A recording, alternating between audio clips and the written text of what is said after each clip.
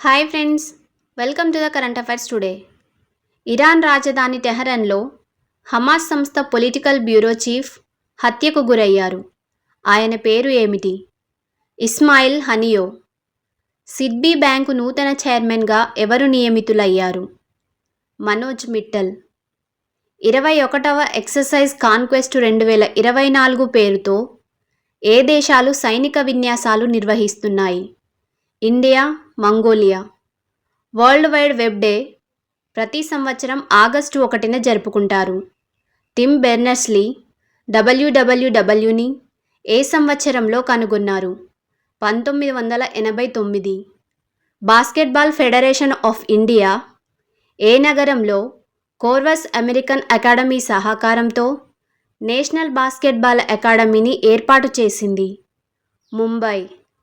పారిస్లో జరుగుతున్న సమ్మర్ ఒలింపిక్స్లో air rifle 3 positions ఈవెంట్లో స్వప్నిల్ కుసాలే తొలి ఒలింపిక్ కాంస్యం సాధించాడు. 50 మీటర్స్. 2024 ఫార్ములా 1 బెల్జియం గ్రాండ్ ప్రిక్స్ను ఎవరు గెలుచుకున్నారు? Louis Hamilton.